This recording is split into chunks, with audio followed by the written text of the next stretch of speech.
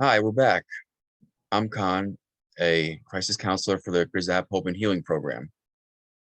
And I'm Dr. Erica Stewart, one of the project coordinators for the Gazap Hope and Healing Program. Today's webinar is focused on imposter syndrome with an emphasis on professionals of color preparing for the bar.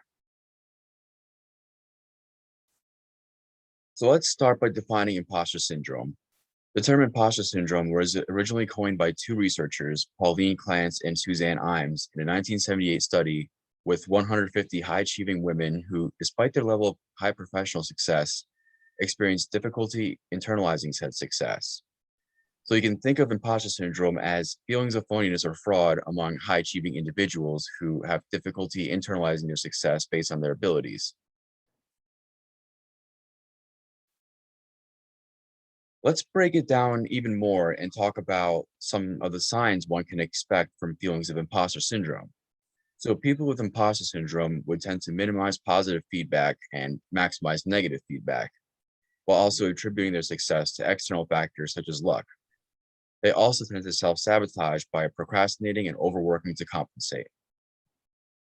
An example of this is when, despite excelling academically, an individual attributes getting into law school to filling a quota. Many Black and African American professional students and early career professionals question the validity of acceptance with a lingering question of, did I earn my spot? This thought can be exacerbated by a lack of diversity in staff and the student body, and the way an institution addresses these issues. People with imposter syndrome can also fall into a perpetuating cycle of anxiety, where they fear failure, and although they may experience relief when accomplishing a task, the cycle still continues. And as you can see here, imposter syndrome can manifest itself as a cycle or pattern of behavior in a person, where because they fear being exposed as a fraud, individuals with imposter syndrome can exhibit workaholic behaviors, and even after they accomplish the task and feel relief, it's only temporary until the next project or task that comes up, and the cycle repeats itself. I definitely know as a professional student, I lived in that cycle where I'd be procrastinating, then overworking to catch up, and this can certainly lead to burnout. Now let's talk a little bit about the origins of imposter syndrome. As previous research points out, family dynamics can play a role. So these feelings of being an imposter can start from a young age with parenting styles. One way this can happen is when parents have a pattern of giving their children labels that undermine their confidence in their intellectual abilities. So for example, referring to children as the social one, or the creative one, the funny one, the bad one, or the smart one. So if a child is looked at as a savior or the successful one and giving indiscriminate praise for their intellectual abilities, this can foster imposter syndrome. This may even occur later in life when families rely on graduate students and early career professionals. Right, so there can be this self-fulfilling prophecy based on the label given.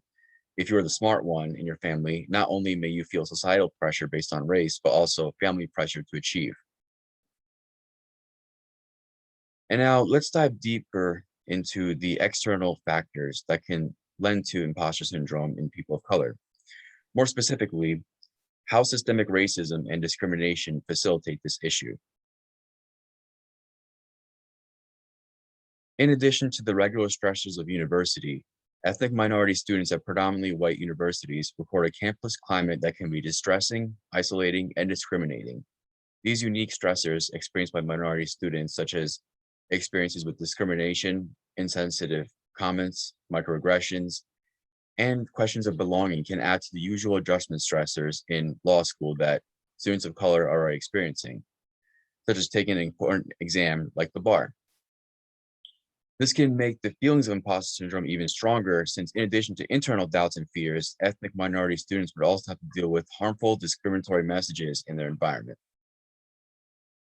So perceived racism is detrimental to mental health outcomes and has been linked with symptoms of mood and anxiety disorders, overall psychological distress, and increased prevalence of depression, anger, confusion, fatigue, and tension.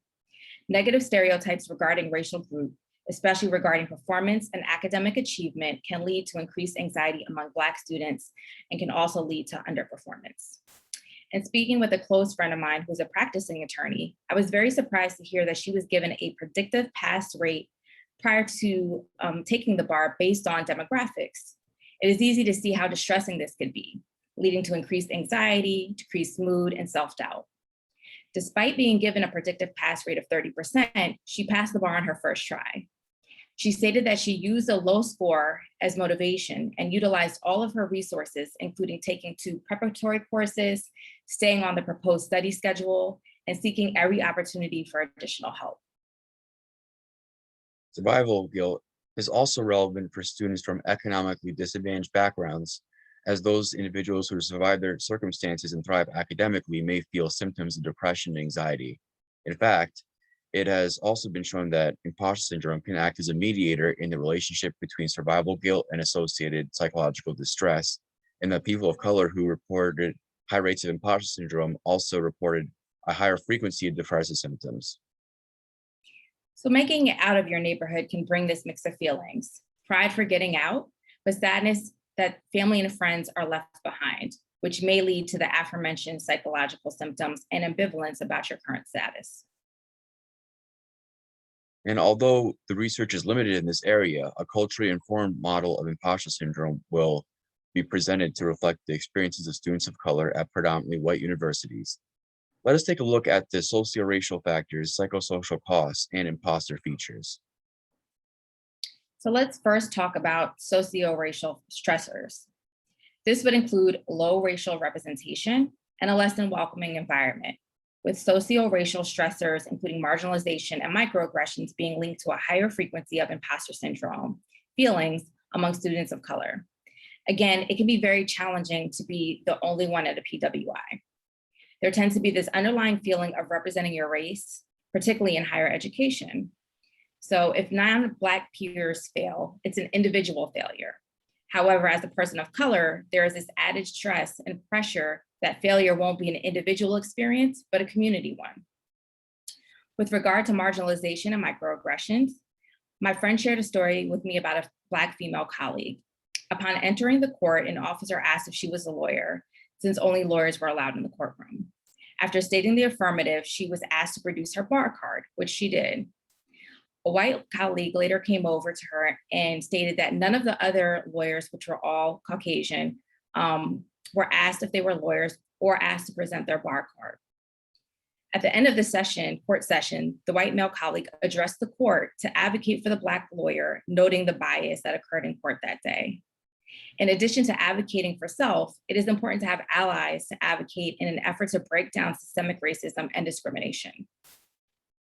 Yeah, and in addition to the socio-racial stressors, expectations placed on the students can also contribute to imposter feelings, as students of color may feel like they have to be a savior or a success story for their community. This also includes labels given to them by family to be the successful ones in the family. So the gap between having high personal and within group expectations, such as family members putting their achievements on a pedestal, and actual performance can lead to imposter feelings. Negative messaging or stereotypes and the lack of Black student representation in academic space can contribute to feelings of imposter syndrome in students of color, as well as doubts regarding intellectual abilities. Thoughts may include, well, if I don't make it, then it will impact expectations and acceptance of other Black students. Or if I don't excel, it will perpetuate this negative stereotype of Black people being lazy or not smart. And this is a lot of weight to carry if you're attempting to learn a wealth of information in a short period of time. Yeah, and psychosocial costs also play an important factor in imposter syndrome. The anxiety that one will be discovered, that a perceived incompetency will come to light, lead to students of color working harder than average to compensate for this perceived deficiency. In students of color, this dynamic can be in the lens of socio-racial factors to fight against perceived negative stereotypes about one's community and intelligence. Additional psychosocial costs include feeling isolated or feeling like the other that contribute to imposter feelings. Oftentimes, peers look at students of color to speak for their race or be the authority of all things diversity, all things diverse. There can be this eerie silence in the room when issues of race are broached, leading to increased anxiety, isolation, upset, and feelings of otherness, as well as the need to prove oneself, which facilitate these imposter feelings among Black students. So what about imposter features among students of color? Some of the main features, as we discussed earlier, include findings that people with imposter feelings tend to not think of their success due to internal factors, such as their own ability and talents, but to external factors. In fact, research finds a significant association between imposter feelings and an external attributional style. In particular, Black students attribute external factors of success to faith, such as divine intervention or a belief in a higher power, social support, such as family, friends, and community, and rechanneled oppression, which would rechannel the racism and discriminatory messages into motivation to work harder. I can personally attest to all of these, as do many of my professional colleagues. Now let's discuss some possible solutions to combat imposter syndrome, especially as it relates to institutions and academic spaces making a more inclusive environment. It's important for academic institutions to disseminate psychoeducation about harmful messages and assumptions about Black intelligence to increase intercultural competence of non-Black students and faculty. Connecting Black students to Black student organizations can mitigate feelings of intellectual fraud among students of color by acknowledging and affirming the Black student body in predominantly white spaces. If your school does not already have a Black student organization in place, start one to create a safe space for you and others to come together. Here are some things that individual students can do to mitigate imposter syndrome. Research shows that understanding and having a strong sense of self of your racial identity increases resilience and provides positive mental health outcomes. Further, understanding the impact of systemic racism and discrimination on one's identity and competency is beneficial. This way, students of color would be better able to discern external messages related to discrimination and a less welcoming academic environment from actual deficiencies in their abilities. This helps to prevent the internalization of these harmful messages. As mentioned previously, having a community of similar peers who can relate to your experience can also be beneficial. Connecting with a community of people with similar racial ethnic identity to yours, such as colleagues, mentors, can help decrease isolation and gain perspective from people who can relate to your experiences. Mhm. And it can also help to look back and see where the imposter feelings came from. You can then pick up on patterns you may have been repeating and work to not buy into them and develop healthier behaviors instead.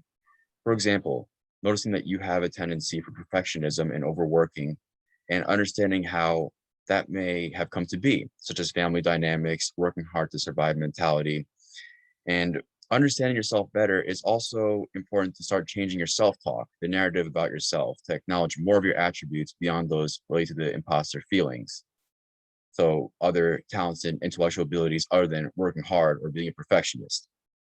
Once you have a better sense of who you are, as well as these imposter feelings and the patterns of behavior they cause, you can then change how these feelings influence you into more healthy patterns of thinking about yourself and behavior.